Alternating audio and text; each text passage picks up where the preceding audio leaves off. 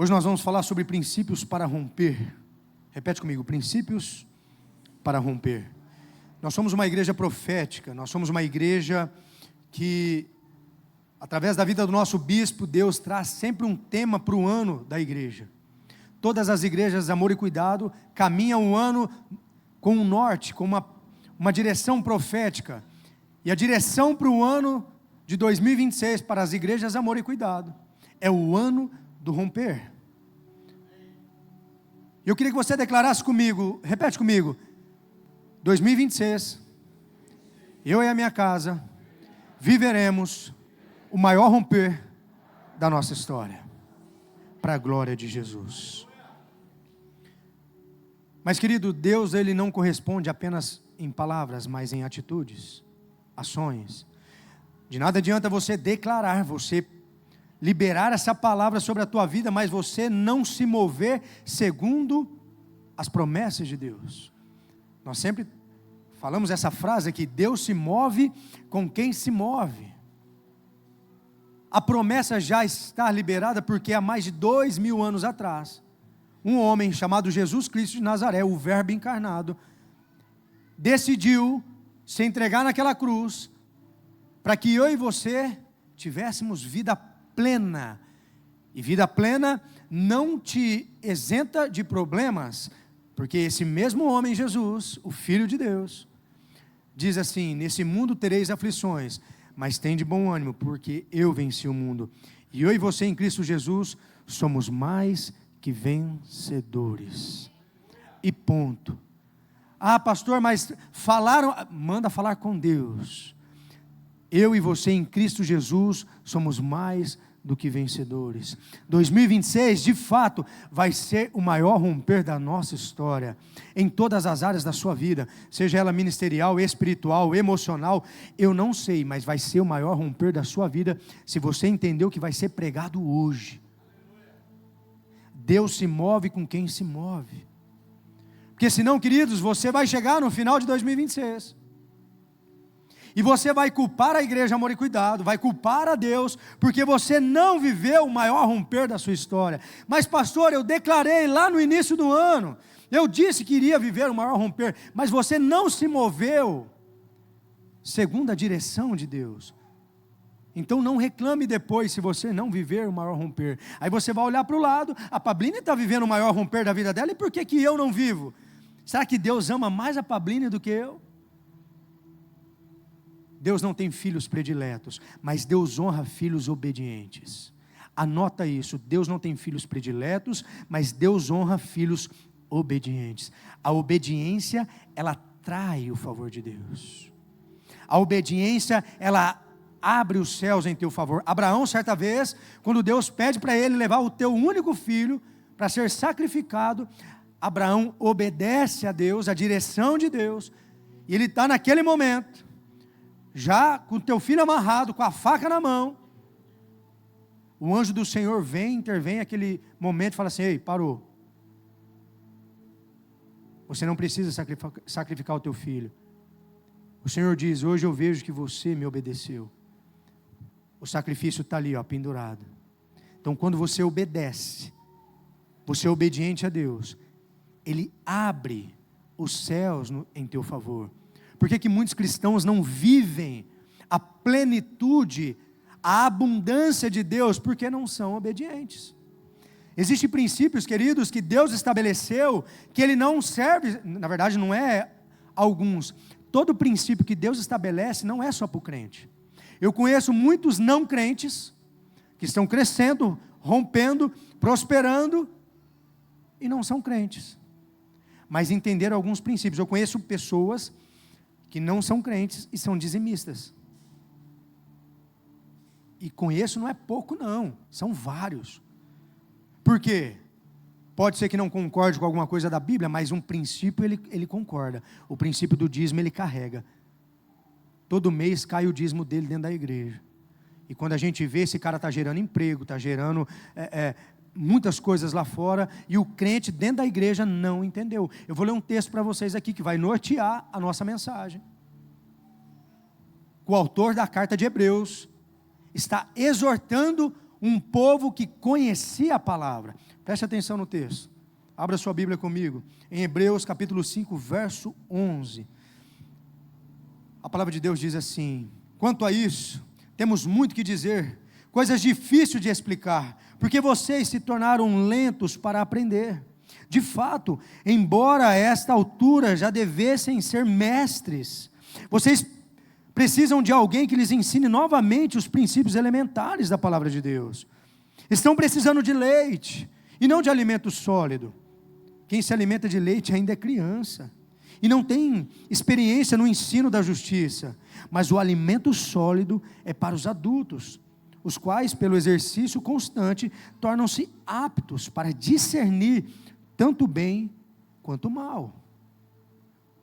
O autor da carta aos Hebreus está escrevendo para um povo, cristãos judeus, que tinham se convertido a Jesus, estavam andando nos caminhos do Senhor, mas por conta da opressão, da pressão que eles sofriam, eles estavam voltando à sua prática do judaísmo. Então o autor diz: ei, vocês já conhecem a palavra, vocês já sabem, mas parece que vocês não sabem. Eu estou precisando dar leitinho para vocês. Leite você dá para criança. Hoje a minha filha Serena não se sustenta com leite.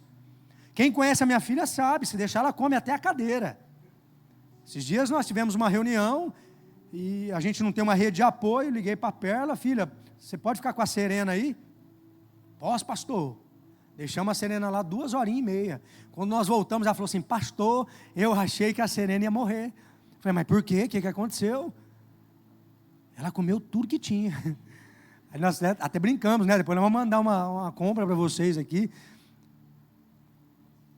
Eu costumo dizer que o cristão, ele tem fases que nós vamos acessando. Amadurecimento. Ou seja, quem nos visita aqui, quem está pela primeira vez numa igreja cristã, levanta a mão. Tem alguém aqui que está pela primeira vez entrando aqui? Glória a Deus, então eu posso pregar mais na liberdade. Porque às vezes, queridos, você vem para um culto esperando só uma palavra que vai massagear o teu ego, ou que vai trazer algo bom no teu coração. Mas entenda uma coisa: para você viver o romper de Deus, você precisa conhecer a verdade. Você precisa muitas vezes ter direcionamentos que às vezes vai te esfolar. E às vezes o pastor, ele tem que ter muito zelo, pastor Renato. Porque tem crente de 30 anos dentro da igreja que você, para pregar para ele, você tem que pisar em ovos. Porque talvez ele pode ficar magoadinho. Eu nem vou mais naquela igreja. Você viu o pastor falando sobre o pecado?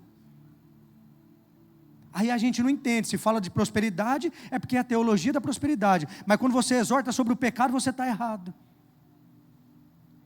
Imagina João Batista, se ele estivesse pregando para nós nos dias de hoje, talvez não teria ninguém na igreja. Mas entenda, alguém aqui quer viver o maior romper nesse ano de 2026? Levanta a mão. Mas para isso você precisa entender alguns princípios que eu vou compartilhar com você, para que você viva o maior romper. Para que você não chegue no final do ano e fale: poxa vida, eu não vivi nada daquilo que a igreja disse que eu iria viver. E não é a igreja que diz, é a palavra de Deus. Existem sim bênçãos, promessas para mim e para você. Por que não acessamos? Porque não amadurecemos. Queridos, eu costumo dizer que a bênção de Deus, ela é tão grande, Pessim, a bênção de Deus é tão grande, que se nós não tivermos um alicerce profundo, sólido, para sustentar tamanha bênção, Deus não vai derramar. Deus não vai te dar algo que você não consiga administrar, entenda isso. Às vezes você está pedindo a bênção, pedindo para crescer, viver, a tua empresa crescer,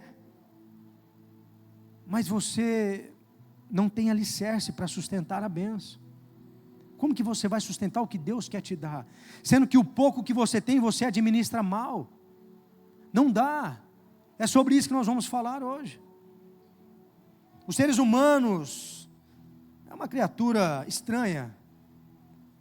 Muitas vezes corremos mais depressa justamente quando perdemos o caminho. Em vez de fazermos uma parada para nos orientarmos, corremos de um lugar para o outro. Tem 3 palavras que descrevem nossos dias de hoje: a pressa, a preocupação e o isolamento. Essas 3 palavras definem a humanidade século 21. Pressa, preocupação e isolamento. Nós, como cristãos, filhos de Deus, nessa competição chamada vida, diante de tanta pressão, temos que parar para nos orientar. Necessitamos descobrir que só o Senhor é Deus, que Ele seja exaltado, pois Ele está conosco e é a nossa fortaleza. Diga amém. Precisamos entender isso. O escritor de Hebreus, ele diz: eu não sei nem explicar direito porque vocês estão tão lentos, difíceis de aprender as coisas. Vocês já deviam ser maduros, mestres, deviam estar comendo comida sólida, forte, mas vou ter que voltar a dar leitinho para vocês. Veja se não é eu e você hoje. Hoje você vai exortar um filho, você vai levar um filho para um gabinete, você tem que pisar em ovos. Você tem que dar leitinho para ele. É por isso que não cresce, por isso que não rompe. Chegou o momento que a igreja brasileira, a igreja no mundo tem que romper, fazer de fato a diferença aonde está. Mas o amadurecimento, o crescimento, ele vai te apertar. Queridos, o evangelho não é romântico, o evangelho não é a Disney, o evangelho é o poder de Deus atuando na terra. E para que você faça parte disso, você precisa amadurecer, você precisa crescer. Chega de ficar, Jesus te ama, Jesus ele tem uma obra na sua vida. Chegou o momento da igreja virar uma chave. É o momento de nos aprofundarmos na palavra, no direcionamento de Deus, na obediência, abandonar o pecado, andar em santidade, caminhar segundo os propósitos de Deus, para que a gente viva, de fato, o romper de Deus na nossa vida. Não podemos brincar de ser crentes. O desejo do Senhor para nós é que cresçamos, amadureçamos, prosperamos em todas as áreas da nossa vida. Mas isso depende de nós. Crescer é uma decisão, e essa decisão é sua, é minha. Tem gente que diz assim: você recebe uma palavra, Deus tem um propósito para você, Deus tem algo para a tua casa, para a tua família, Deus vai me capacitar. É mentira. A capacitação vem de você. Deus derrama graça e favor, você tem que se capacitar. É simples assim. E muitas vezes nós achamos que temos que ficar sentado no sofá, esperando a bênção chegar para crescer, mas crescer é uma decisão. Se você começar 2026 da mesma forma que você terminou 2025, desculpa, mas você vai ficar andando igual barata tonta. Você quer viver algo novo? Faça algo novo, para que algo novo aconteça na sua vida. O que você faz? Qual área você trabalha? O que você faz na sua vida? Vai estudar, vai buscar conhecimento, vai crescer na sua área, senão você vai viver estagnado.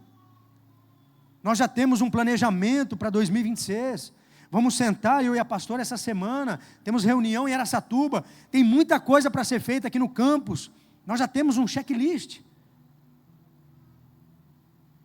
Mês de janeiro não passa, nós vamos fazer bastante coisa aqui, diga amém. Porque o reino de Deus é assim. Queridos, nós caminhamos num mundo onde a velocidade está tão rápida, igual um relâmpago. As coisas estão acontecendo numa velocidade muito rápida. A minha filha chegou aqui, ela nem engatinhava, já está falando, pedindo comida e dizendo não para mim. Agora eu acredito quando as mães falavam assim: pastor, aproveita porque passa rápido. Daqui a pouco está adolescente me dando trabalho, minha cabeça já está saindo fumaça. A velocidade é muito rápida. Se nós não nos movermos, nós vamos ficar para trás. Aí você olha para o irmão do lado, o irmão está vivendo o melhor, está crescendo, está prosperando, está vivendo o romper, e você está no mesmo lugar. Você se lembra quando a sua mãe dizia assim: filho, você tem que comer, senão você não vai crescer. Quem já ouviu isso aqui da mãe? Porque tem um filho que tem uma época da vida dele que ele não quer comer nada. Né, Dani? Laurinha é difícil de comer, né? Eu já percebi. Não quer comer.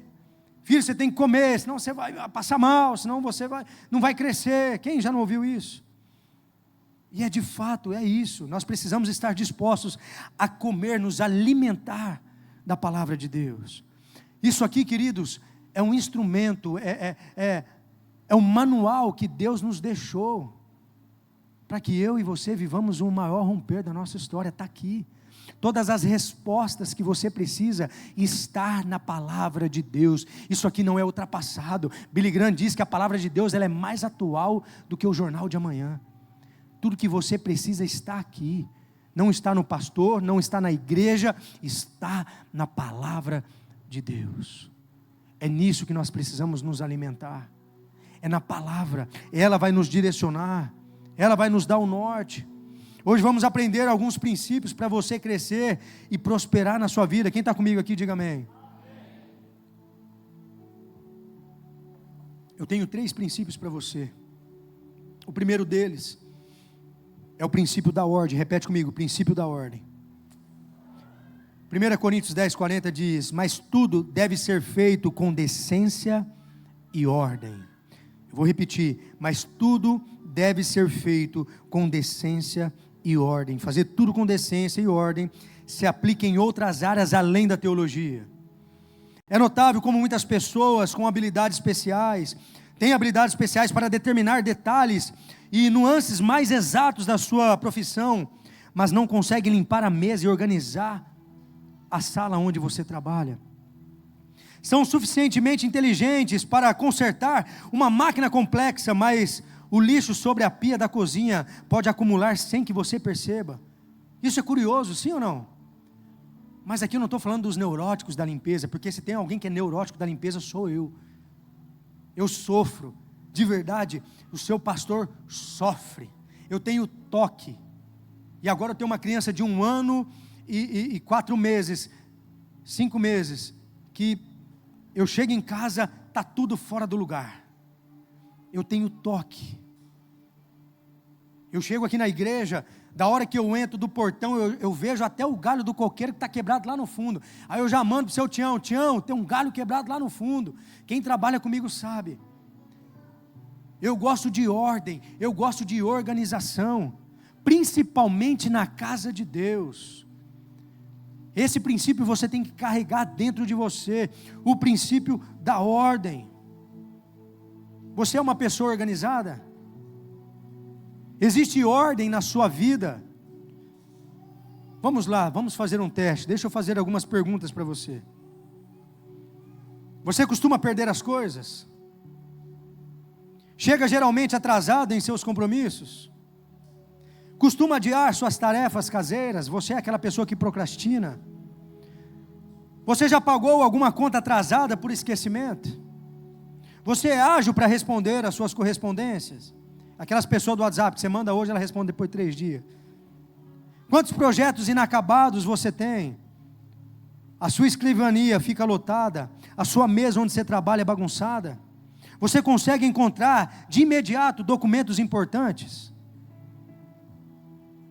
Na verdade, a maioria de nós não se esforça para ser muito ordeiro, organizado. Pelo contrário, nós não nos preocupamos com a organização, e o resultado, portanto, é imprevisível. Gastamos muito tempo, muita energia e tempo perdido, tempo precioso, por conta da nossa desorganização. Quantas oportunidades perdidas, quantos prejuízos, quanto tempo desperdiçado, quanto desgaste emocional, tudo por causa desse pecado que cometemos, chamado desordem. Você quer viver o maior romper, você quer romper em todas as áreas da sua vida? Seja organizado. Querido, deixa eu te falar uma coisa. Deus detesta bagunça. Deus, quando cria os céus e a terra, quando você vai ler lá em Gênesis, parte por parte, cada dia que Deus cria algo, no final ele diz: e Deus viu que ficou bom. Deus fez sempre as coisas bem organizadas. Aí você quer viver o romper no seu trabalho, na tua empresa, mas você não tem organização. A sua mesa mais parece um depósito de papel do que uma mesa organizada. Você entra na tua casa, você tem que desviar, como se estivesse num campo minado, de tanta bagunça. Deus não habita na desorganização. Poderíamos aqui falar sobre entidades e demônios. E se tem um lugar onde demônios habitam, é na bagunça. E fica aí para vocês adolescentes que não gostam de arrumar o quarto, preste atenção no que eu vou te falar. O Espírito de Deus não habita no meio da bagunça. Quando a mãe e o pai falam, vai arrumar o teu quarto, corre, porque Satanás gosta da bagunça, ele gosta de ficar na sujeira. Você precisa ter ordem na tua casa. É um princípio que é primordial na tua vida. Ordem, organização, planejamento. Quando a gente olha para a história de José, ele interpreta o sonho de Faraó, onde haveria 7 anos de bonança e depois 7 anos de escassez. Ele pega José e põe José para administrar Nazi. José era um homem organizado, era um homem que tinha organização em tudo que fazia, porque se ele estava na prisão, ele teve êxito. Aonde ele, na casa de Potifar, ele teve êxito. Aonde ele esteve, ele teve êxito, porque ele era um cara organizado. Se a sua vida é uma bagunça, Deus não vai liberar bênção sobre a tua casa, esquece. Então pega esse princípio e aplica. Eu vou sair daqui, eu vou começar a organizar a minha vida, a minha casa. É igual aquelas pessoas, eu vi um vídeo de um pastor falando que o carro da gente representa a nossa vida espiritual. É o cara que rala o para-choque, ele deixa. É o cara que rasga um negócio ali, ele deixa. É um negócio que quebra, ele vai deixando. Quando você vai ver, a conta chega e fica caro. É a mesma coisa a sua vida espiritual. É um pecadinho aqui, é um negocinho ali. Eu vou deixando, daqui a pouco a sua vida está em desordem. Deus não habita na desordem. Comece a organizar. Seja uma pessoa de ordem, organizada em todas as suas áreas. Todo desorganizado se orgulha da sua decência. Muitas pessoas que são desorganizadas na vida, nos compromissos, na disciplina, acabam tentando compensar isso, se orgulhando de um único valor, a decência. Eles dizem assim, posso ser bagunçado, irresponsável ou relaxado, mas pelo menos eu sou decente, pastor. Eu tenho educação, eu sou honesto, eu sou um homem do bem. Mas o Senhor não diz para fazermos apenas uma coisa. Ele diz assim, com decência e ordem. Olha o que a palavra de Deus diz em Jeremias 48:10. Maldito é aquele que fizer o trabalho de Deus relaxadamente. 1 Coríntios 10:31. Assim quer vocês comam, bebam ou façam qualquer outra coisa, façam tudo para a glória de Deus. Mas pastor, ele está falando as coisas de Deus. Não existe sagrado e secular. Eu só sou cristão dentro da igreja, eu só sou organizado quando eu sirvo no ministério tal. Não existe sagrado e secular, porque dele, por ele e para ele são todas as coisas. Aonde você está, a tua casa, o teu trabalho, os teus estudos, aonde você está, pertence a Deus. Se você é desorganizado, você está indo contra a palavra de Deus. Eu acabei de ler para vocês, eu vou repetir. Maldito é aquele que fizer o trabalho de Deus relaxadamente. Pega esse primeiro princípio e já aplica sobre a tua vida. A partir de agora eu vou ser uma pessoa organizada. Eu vou honrar com os meus compromissos. Eu não vou deixar boleto atrasar. Eu não vou esquecer. Não, comece a andar numa linha reta. Assim Deus vai liberar a bênção sobre a tua vida. Segundo princípio para você levar para a tua vida, o princípio do trabalho. E esse é o que está pegando a geração dos dias de hoje. A preguiça. Olha só o que diz o texto de Provérbios 24, a partir do verso 30. Passei pelo campo do preguiçoso, pela vinha do homem sem juízo. Havia espinheiros por toda parte. O chão estava coberto de ervas daninhas, e o muro de pedra estava em ruínas. Observei aquilo e fiquei pensando. Olhei, aprendi esta lição. Vou dormir um pouco. Você diz, vou cochilar um momento. Vou cruzar os braços e descansar mais um pouco. Mas, olha só o que a palavra diz, mas a pobreza lhe virá como um assaltante, e a sua miséria como um homem armado. Talvez aqui você vai dizer que Deus estava errado quando disse que Salomão, nunca houve e nunca haverá um homem mais sábio que Salomão na Bíblia. E foi esse mesmo homem que escreveu o que eu acabei de ler para você. Me desculpe se você se sentir ofendido, mas os brasileiros carregam uma herança maldita da preguiça. Queridos, pensa num povo preguiçoso, é o brasileiro. Aí quer sair daqui para os Estados Unidos, para Portugal, para trabalhar. Eu não entendo. Quando você passa, vai nesse bairro novo aqui, ó, anda pelas obras aí, você não vê um servente de pedreiro, um mestre de obra abaixo de 50 anos. O que vai ser daqui 5, 10 anos, 20 anos? Você não acha mão de obra. Eu precisei de um servente para fazer a evacuação de água da frente, colocar uma calha ali. Eu procurei antes das minhas férias, em novembro, aqui em Penápolis. Sabe o que eles falavam para mim? Só em fevereiro. Eu falei, sério? Só em fevereiro?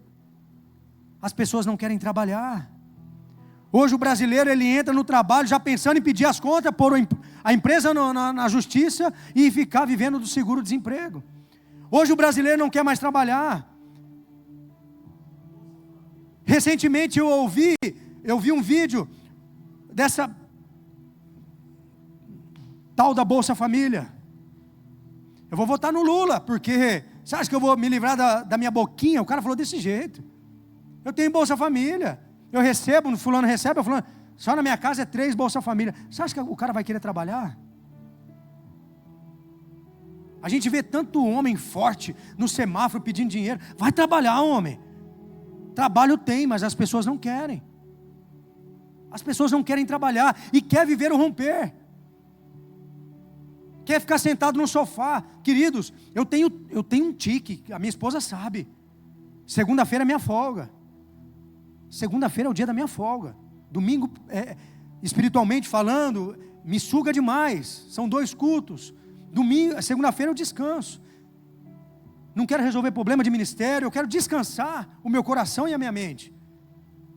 Aí eu não aguento, eu tenho toque, eu já acordo, vou para a academia, eu volto, vou fazer faxina em casa, daqui a pouco eu vou lá aí a pastora fica me segurando, eu vou lá no campus.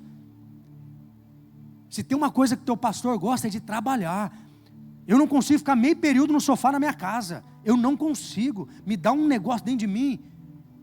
Eu oro para que a minha saúde, eu tenha uma vida longeva, para que eu pregue até quando eu estiver bem velhinho, vocês não estiverem entendendo mais nada. O meu primeiro emprego, queridos, foi com 7 anos de idade, eu trabalhei escondido, meu pai entregando papel na rua.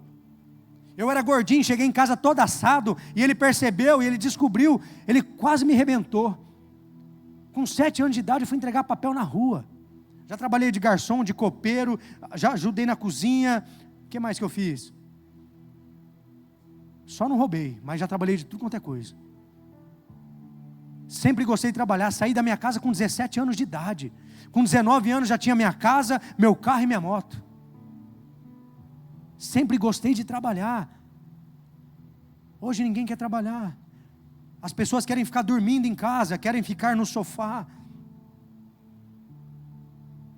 Muitos não gostam de trabalhar, não se realizam com o trabalho e que tudo aquilo que exige esforço e dedicação. Não querem. As pessoas não querem trabalhar. Esse princípio você tem que carregar dentro de você. Trabalho, Deus gosta de quem trabalha, de quem faz algo. Não sei se você já viu esse videozinho na internet. Tinha um CEO lá, ele contratou um rapaz novo para trabalhar, agora eu não me recordo os nomes. Aí tinha um que já trabalhava há muitos anos nessa empresa. Aí chegou esse novo, começou a trabalhar, com 2 semanas já se tornou gerente.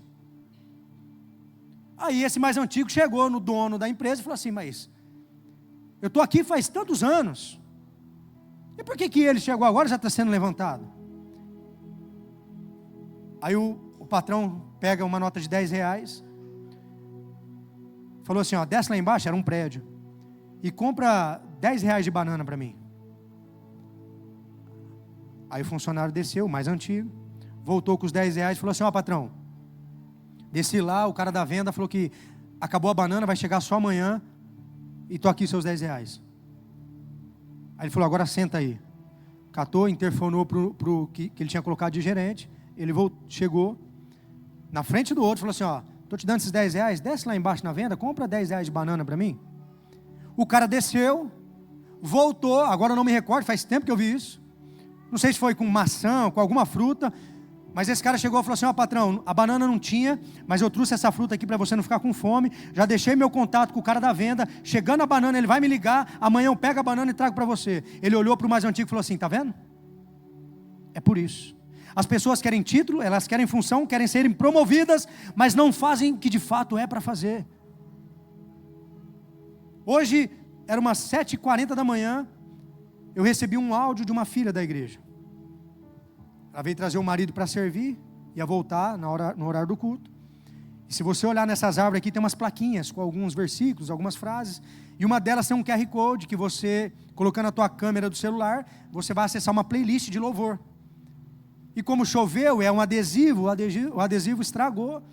Ela só mandou: pastor, acabei de passar aqui, vim deixar o meu marido aqui para servir, e eu vi que o adesivo estragou por causa da chuva, mas só estou avisando o senhor que eu vou pegar, vou mandar fazer um diferente, que não vai mais sair com a chuva, pode ficar tranquilo, não esquenta a cabeça com isso. Falei: uau, é sobre isso. Pessoas que estão dispostas a fazer. Aí às vezes você olha para o teu irmão do lado e fala: por que ele chegou agora e está sendo promovido?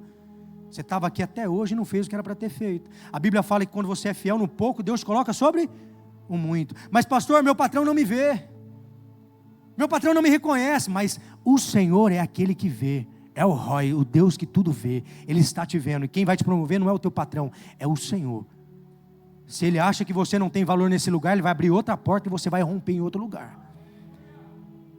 Quer vocês comam, quer vocês bebam, façam tudo para a glória de Deus. Se aonde você está, você faz para a glória de Deus, fica tranquilo, porque Deus vai te honrar. O pastor não está te vendo, o teu patrão não está te vendo, mas Deus está te vendo. Ele vai te honrar. Mas trabalhe, faça alguma coisa. Eu me lembro quando o bispo me chama para o ministério pastoral. Ele ficou 1h40 comigo na sala. E ele disse assim para mim: filho, eu prefiro que você seja uma Ferrari sem freio, do que você ser uma Ferrari sem motor, onde eu preciso te empurrar. Ele disse assim: ó, peque pelo excesso. Eu prefiro falar assim: dá uma seguradinha, calma, você está muito apressado, vai mais devagar, do que eu ter que ficar pedindo as coisas. E é incrível que eu saí do culto hoje, cheguei em casa, a pastora estava assistindo ele online no culto das 10. Eu gravei, porque eu falei isso aqui, e ele falou isso lá.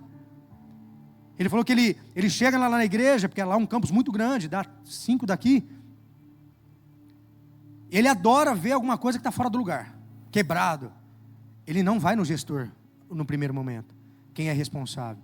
Ele deixa para ver se o gestor, que recebe para estar ali, cuidando, vai resolver o que ele acabou de ver. Se ele chegar num domingo, ele vê um negócio quebrado, na terça-feira ele chegar, ele vê de novo, aí ele chama o cara e...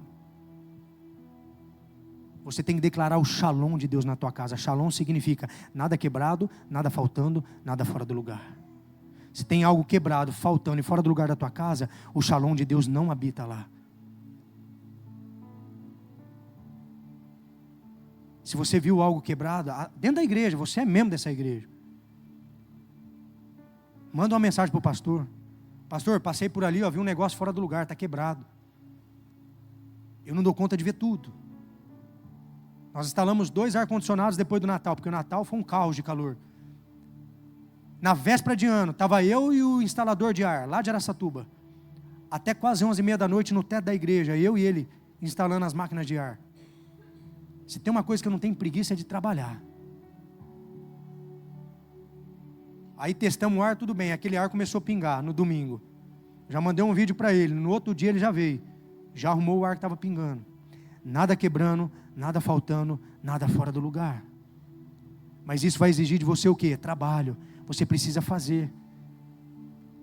Você não tem ordem, você não tem organização, você não gosta de trabalhar e quer receber a bênção de Deus? Poxa, não vai dar certo. Tem gente que fala assim, até brinca, né? No céu não haverá trabalho. Ah, pastor, estou tranquilo, já entreguei minha vida para Jesus, eu estou bem, não preciso fazer nada para Deus. Quando eu for para o céu não vou ter trabalho, isso é uma grande mentira. Quem falou que no céu não vai ter trabalho? Apocalipse 22, 3 diz assim: já não haverá maldição alguma, o trono de Deus e do Cordeiro estará na cidade, e os seus servos o servirão. Eu vou repetir: e os seus servos o servirão. João aqui está tendo uma visão da Nova Jerusalém, do dia do juízo. No céu haverá atividade, haverá responsabilidade, haverá serviço, com alegria. Mas isso é um assunto para uma outra hora, para nós nos aprofundarmos aqui. Mas no céu vai ter trabalho sim. Deus ama quem trabalha, quem faz a obra. Quantos aqui servem na igreja do Senhor? Levanta a mão.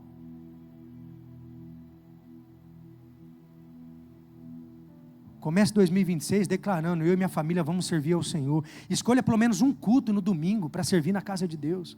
Não venha para a casa de Deus simplesmente para receber a bênção. O pastor já pressionando para servir na igreja. Gente, isso aí é um benefício para você. É um prazer servir na casa de Deus. Quando eu vejo família servindo, os filhos, às vezes tem mãe aqui servindo, filho servindo lá nas crianças, outros lá no fundo. Você chegou, tinha alguém te indicando no estacionamento. Não tinha? Inclusive está ali. Vem aqui, filho, vem aqui. Aplauda Jesus pela vida desse filho aqui. Vem cá. Deixa eu honrar a tua vida. Esse é o famoso KT. É o nosso líder dos guardiões. Faça chuva ou faça sol, ele vai estar ali. Ele com a equipe dele servindo a você. E eu falei para ele na última confraternização: eu vou fazer isso domingo que vem.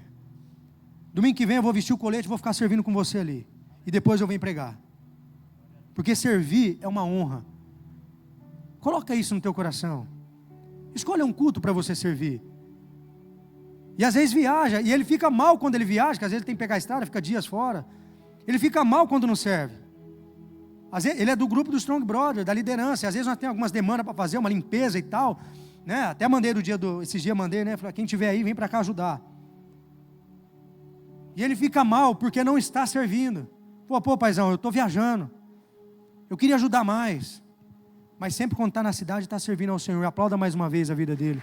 Que o Senhor recompense cada serviço seu aqui. É de Deus. Olha, eu fui falar e ele estava ali, ó. Você chegou na porta, tinha umas famílias aí recebendo você. Está vendo esse pessoal de colete azul aí, ó, vermelho?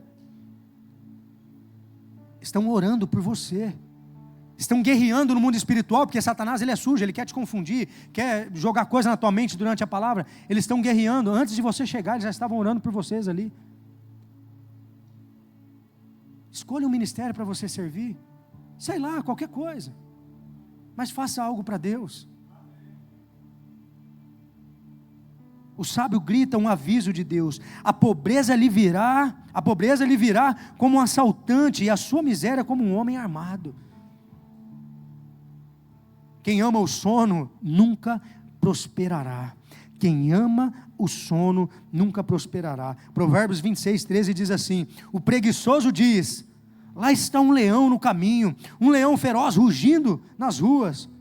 Como a porta gira em suas dobradiças, assim o preguiçoso se revira em sua cama. O preguiçoso coloca a mão no prato, mas acha difícil demais levá-lo de volta à boca. O preguiçoso considera-se mais sábio do que 7 homens que respondem com bom senso. O preguiçoso sempre arranja uma desculpa para não trabalhar. Tem um leão lá fora. Eu vou nada. Vou nada. Tem a piadinha do vou nada, é os preguiçosos. Pastor, eu trabalho de moto no sol, hoje está um sol de lascado, nem vou trabalhar.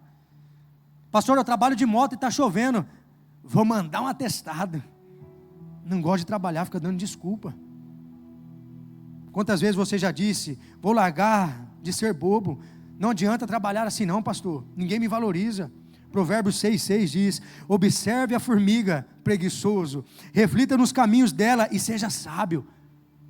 Pensa num bichinho que trabalha, é as formigas. Aonde você vê formiga, ela está fazendo alguma coisa. Ou ela está te mordendo, ou ela está carregando algum galinho. Provérbios 13, 14, o preguiçoso deseja e nada consegue, mas os desejos dos diligentes são amplamente satisfeitos. Provérbios 21, 25, o preguiçoso morre de tanto desejar e nunca pôr as mãos no trabalho. O preguiçoso morre de tanto desejar e de nunca pôr a mão no trabalho.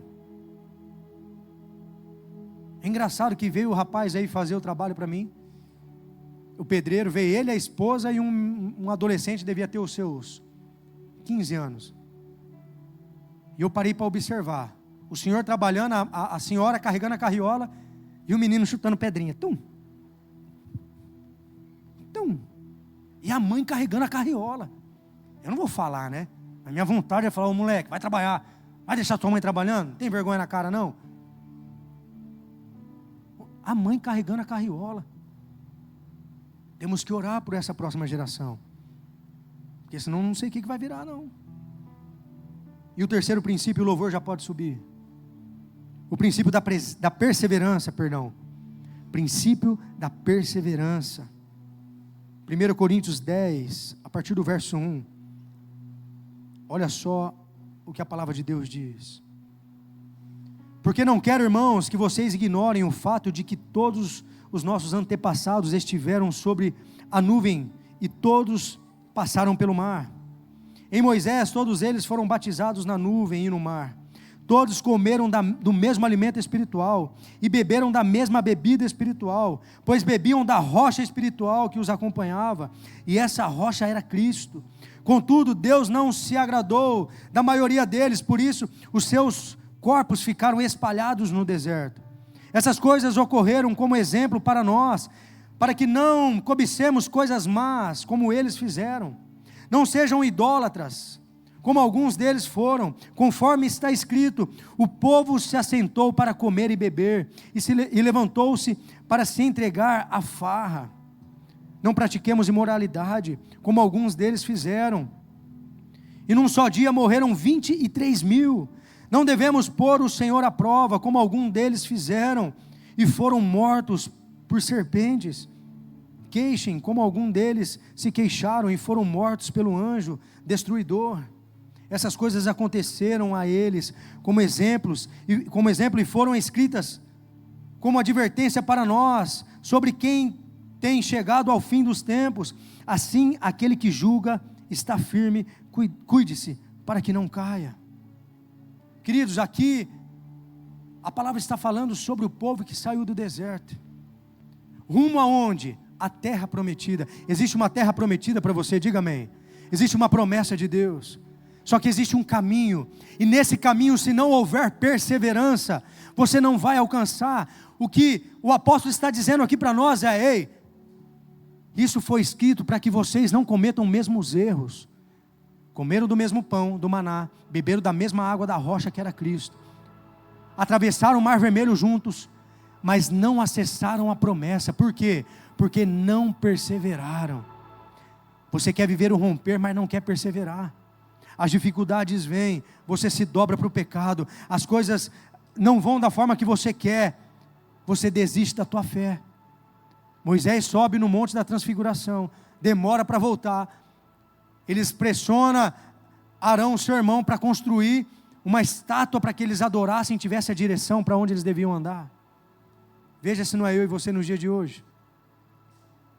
Mas é na prova que Deus te prova. Se tem um momento, presta atenção, qual é o momento dentro de uma sala de aula onde o professor não fala com o aluno? Que momento é esse? Na prova. Por quê? Às vezes você está passando pela prova e você está falando assim: Deus não fala comigo. Mas como um professor, ele está ali dentro da sala, ele está com você, mas só passa na prova quem estuda primeiro. Só passa na prova quem estuda. Mas o professor não está falando comigo, você não estudou, então você vai ser bem na prova, você vai passar na prova. Quando você estuda, quando você se alimenta da palavra de Deus, na prova você não precisa ouvir a voz de Deus, porque você leu, você aprendeu, você amadureceu, e você sabe que tem promessa para você. Você não vai desistir, você vai perseverar. Você só passa pela prova quando você é aprovado por Deus. Tem que passar pela prova. A prova vem para todos. Pastor, eu estou passando por um tempo difícil, Deus não fala comigo. Você não estudou, você não fez o básico. Todas as respostas que você precisa estão na palavra de Deus. Tem gente esperando Deus descer com as suas vestes celestiais e dizer assim: filho, fica tranquilo, estou aqui. Não. Deus fala através da palavra. Vamos aprender com o exemplo da nação de Israel. 1 Coríntios 10:6. Essas coisas ocorreram como exemplos para nós, para que não cobicemos coisas más, como eles fizeram. No verso 11, essas coisas aconteceram a eles como exemplos, e foram escritas como advertência para nós, sobre quem tem chegado o fim dos tempos. Paulo quer nos ensinar o que o povo viveu, a nação de Israel viveu. Temos que aprender com o passado para mudar o nosso presente, a fim de ter um futuro melhor. Pega os erros de 2025, aprenda com eles, muda o teu presente, para que você viva o romper de Deus em 2026. Não erre os mesmos erros. Queridos, errar é humano. Quando você conversa, vai estudar sobre os maiores CEOs do mundo. Todos eles, todos, Dr. Rodrigo, eu já fui estudar sobre isso. Os maiores homens de sucesso da história: Apple, Disney, Coca-Cola, enfim, vai estudar sobre esses CEOs.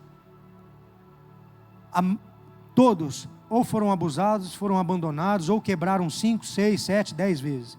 Mas sempre perseveraram, nunca desistiram. Por isso estão onde estão. O crente que tem a promessa, tem a palavra de Deus, abre mão. Desistem da fé. Eu não quero mais, se Deus não fez até agora, não vai fazer mais, pastor. Você não entendeu nada sobre o Evangelho. Não é no teu tempo, é no tempo de Deus. Deus está te preparando para você sustentar tamanha promessa dEle. É isso que nós precisamos entender. Aprender com esse povo, não murmurar, não reclamar.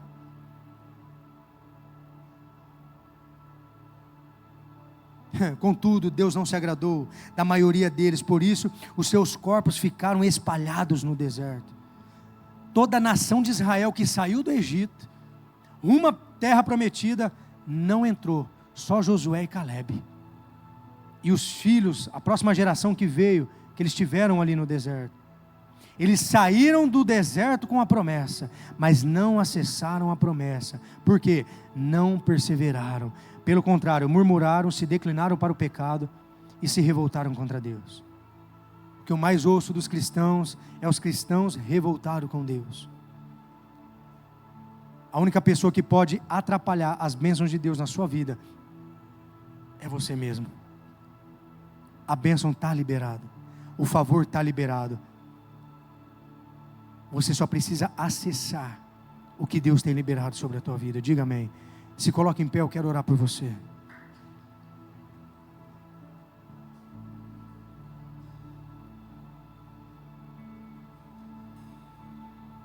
Em último lugar, aprendemos que não podemos nos prostrar no deserto. Aprendemos com esse texto que não podemos nos prostrar no deserto. Deus não nos chamou para morrermos no deserto. Deus não nos chamou para cair, para prostrar, para desistir.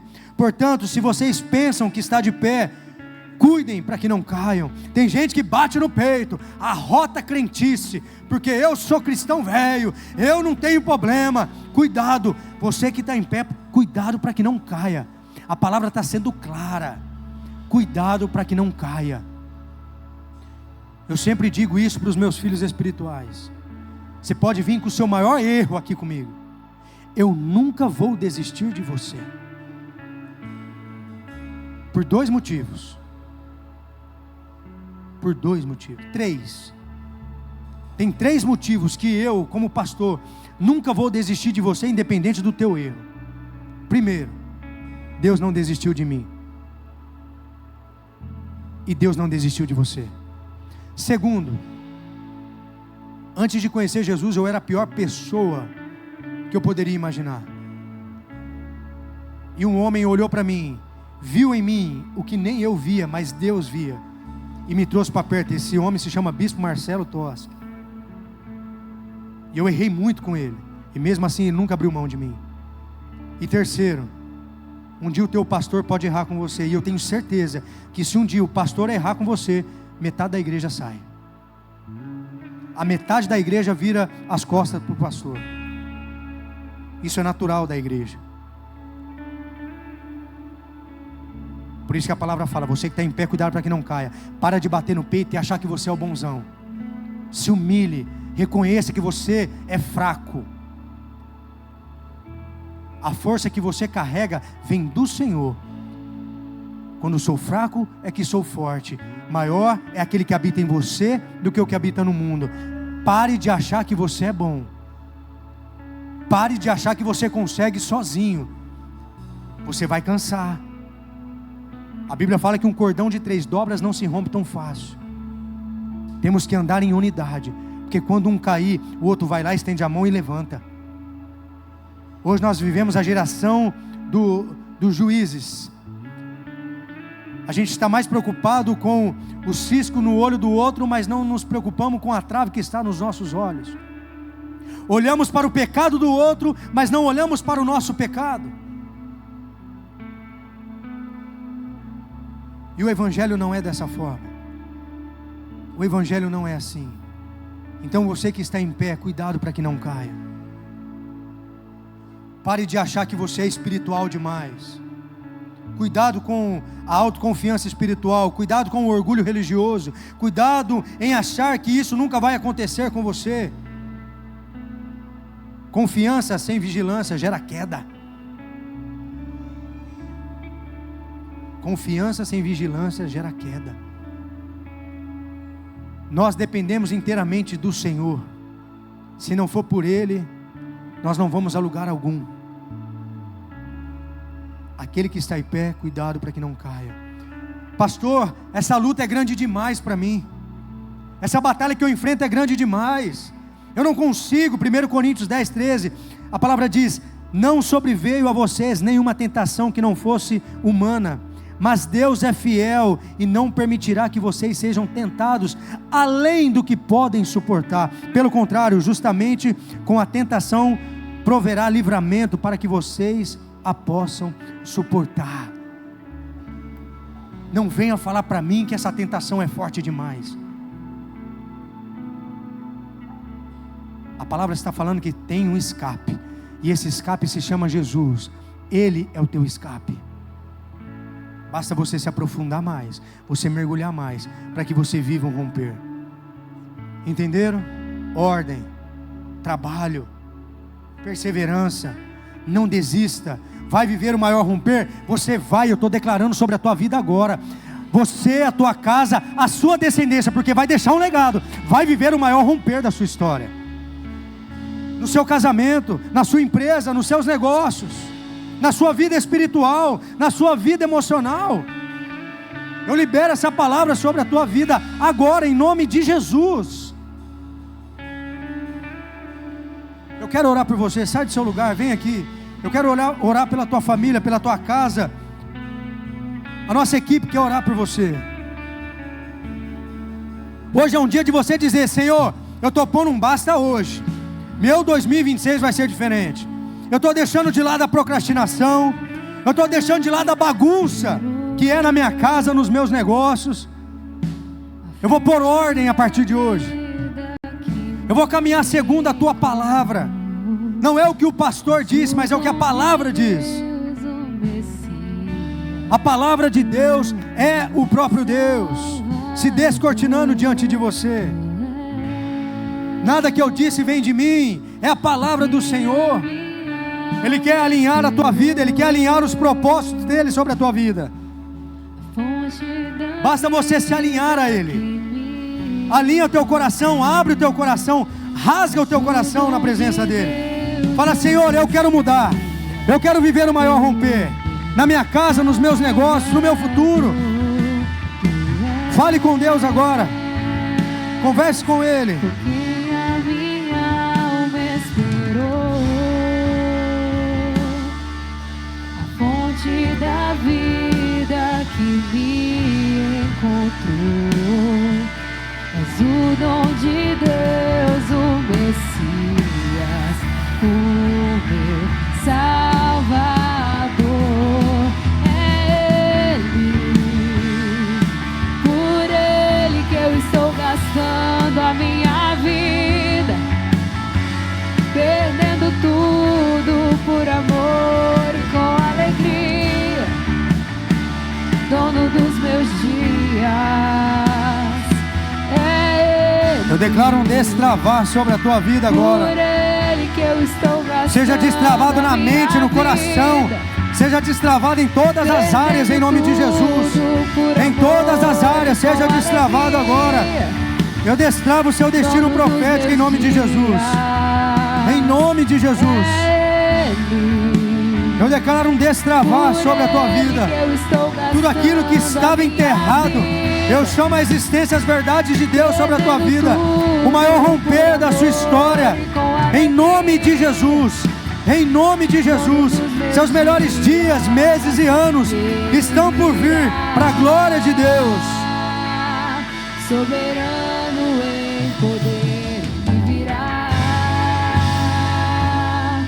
e o governo está nele. Vejam, ele traz consigo a sua recompensa. Ele virá, soberano em poder virá, e o governo está nele. Vejam, ele traz consigo a sua recompensa. Deixa eu liberar algo para a tua vida, que eu liberei pela manhã, eu senti no coração. No finalzinho, Deus trouxe algo ao meu coração, que quer liberar sobre a tua vida agora. Segundo Reis, capítulo 4, diz que uma mulher, uma viúva, estava passando por uma necessidade profunda, ao ponto de correr risco de vida. E ela procura o profeta e diz assim, ela compartilha com o profeta as suas necessidades. E o profeta faz uma pergunta para ela, fala: mulher, o que você tem na tua casa? E a mulher diz assim: eu tenho apenas uma vasilha com azeite. E o profeta olha para ela, na linguagem de hoje, e diz assim: vai até os seus vizinhos. Entenda o que eu estou ministrando para você agora. Vai até os seus vizinhos e busque as tapoer, as vasilhas, porque o azeite vai descer sobre a tua casa. E aquela mulher, naquele momento, ela sai e vai buscar as vasilhas. E ela pega o filho, corre, vamos atrás das vasilhas, que o favor de Deus vai descer. E eles conseguiram tantas vasilhas, e o azeite começou a descer. O azeite começou a descer. E aqui está a chave, presta atenção. A palavra diz que acabaram as vasilhas. Então o azeite parou de correr. Então o azeite parou de correr. O azeite representa a bênção, o favor de Deus. A Bíblia não fala que cessou, a Bíblia fala que parou. Ou seja, a bênção de Deus, ela nunca acaba, ela só para se não houver recipiente para ser derramado. Então prepara o recipiente, porque 2026, Deus vai derramar bênção sobre a tua casa e sobre a tua família. Prepara o ambiente, prepara teu coração, prepara, fala: Senhor, está aqui, eu estou trazendo mais, pode derramar, eu estou trazendo mais. 2026 vai ser um ano de você receber o favor de Deus sobre a tua casa e sobre a tua família. Em nome de Jesus, em nome de Jesus, em nome de Jesus. Toma posse dessa palavra, toma posse dessa verdade. Prepare os recipientes, porque Deus vai derramar o óleo, Ele vai derramar a bênção sobre a tua vida, em nome de Jesus. E se você crê, aplauda Ele bem forte, aplauda Jesus, o Rei dos Reis, o Senhor dos Senhores, aquele que era, aquele que é e aquele que há de vir. Ei, aleluia! Soberano em poder, Ele virá, e o governo está nele. Vejam, Ele traz consigo a sua recompensa. Ele virá, soberano em poder, Ele virá, e o governo está nele. Vejam, Ele traz consigo a sua recompensa. É Ele, por Ele que eu estou gastando a minha vida, perdendo tudo por amor e com alegria, dono dos meus dias.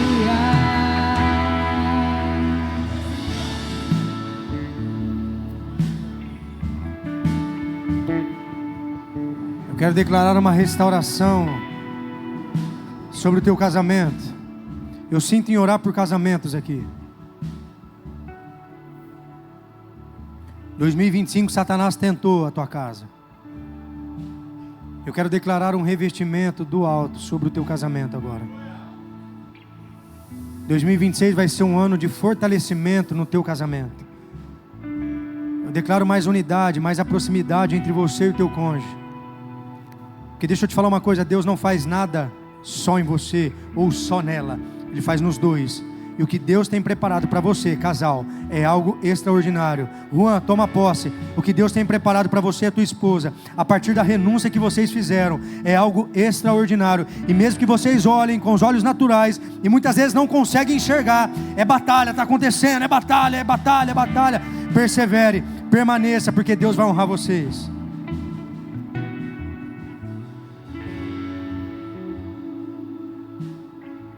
Você que carrega alguma enfermidade, alguma dor, você entrou nesse culto com dor hoje, ou carregando algum diagnóstico. Você que nos acompanha online, você carrega algum diagnóstico médico, alguma dor, coloca a mão aonde está doendo. Pelas pisaduras de Jesus você já foi sarado e curado. Eu declaro cura sobre a tua vida agora, no nome santo, poderoso de Jesus Cristo de Nazaré. Seja curado pelo poder do nome de Jesus. Agora, enfermidade vai embora, impossibilidades vai embora. Eu declaro vida sobre o teu ventre. Eu declaro fôlego de vida sobre o teu ventre, em nome de Jesus. Em nome de Jesus. Em nome de Jesus. Quantos recebem essa palavra nessa noite? Estenda suas mãos. E que o Senhor te abençoe e te guarde. Sobre ti levante o rosto, tem misericórdia de ti e te dê a paz.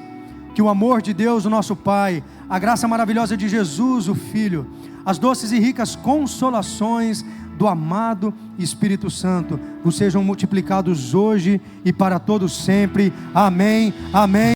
Deus abençoe, um beijo no teu coração e uma semana extraordinária.